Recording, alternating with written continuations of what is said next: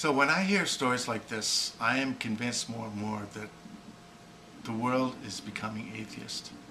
That the stupid in religion is just rearing its ugly face, and people are getting a really good look at it and seeing how stupid it really is. Okay, you get these stories, and people get a stark, naked look at raw power trying to exert obedience from its followers.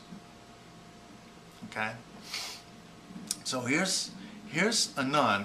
Her name is Margaret McBride, who was an administrator at a hospital, and she proved the abortion of an 11-week-old fetus in order to save the life of a mother. Now, this is what you might refer to as a lifeboat scenario. Either the fetus or the mother must die. There's no two ways about it, okay? So, staying in tune with human nature must choose one or the other, okay? You must either choose to save the life of the mother or choose to save the life of the fetus. Of course, you know, there's a very good chance the fetus will die too, okay? Because when the mother dies, what's the fetus going to do? Survive. All right? So, but it was a very clear case of making the right ethical choice by empathizing and sympathizing with the sentient being, the mother, the one who is capable of expressing feelings and emotions and thought and intellect, rather than empathizing and sympathizing with a lump of flesh 11 weeks into development. Okay, so I think she made the right choice. I'm a pragmatist, okay? A pragmatist thinks about consequences, all right? Consequences matter to me, all right? That's not to say that all means justify any ends, okay? But that is to say that consequences matter, all right? But not according to the church. In fact, the bishop who excommunicated her said, quote unquote, the ends do not justify the means. So abortion of any kind is just bad. What the old men in Rome want, and ultimately the Pope want, is obedient followers. You see, I don't know how many of you know about papal infallibility, but you see, Pope is second in command. There's a direct chain of command that goes all the way up to God. God is the commander-in-chief, all right? Next in command is the Pope, all right? And what the Pope says is infallible. He is speaking the words of God himself. He is second in command, all right? So when it comes to women, I guess the old men in Rome couldn't give a flying fuck about saving a woman's life, all right? But when it comes to protecting pedophiles by shuffling them around so that they never have to face justice, okay?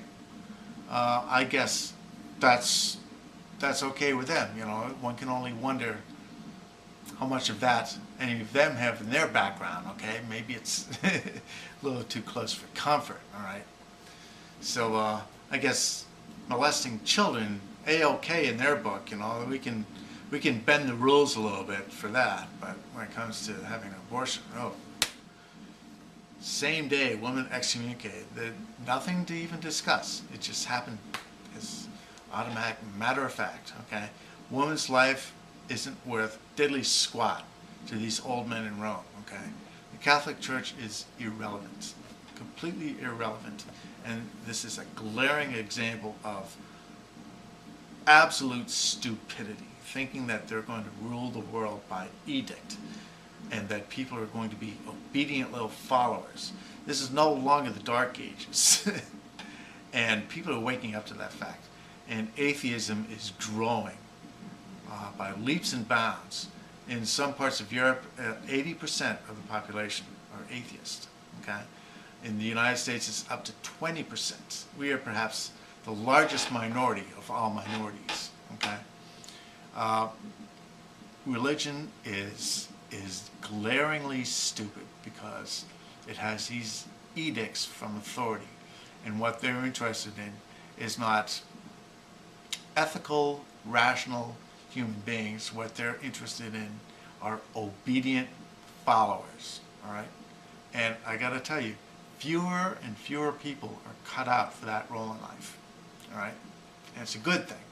So, my family left the Catholic Church when I was a child over the mandates that people were not allowed to use birth control. And after, I come from a relatively large family. After the first few kids, my parents said, "Whoa, that's enough." All right, said we're using birth control, and the Pope can just go to hell. Now, they haven't abandoned their religion entirely, but if the Pope is second command for God Himself, at least that's what he claims, it doesn't. You have to start questioning some of the other assumptions, the articles of faith. So hopefully this is more grist for the mill and more proof that the Catholic Church should be abandoned, okay? And the best thing I could wish for all of you Catholics is that you all be excommunicated. So good luck. That's all I gotta say.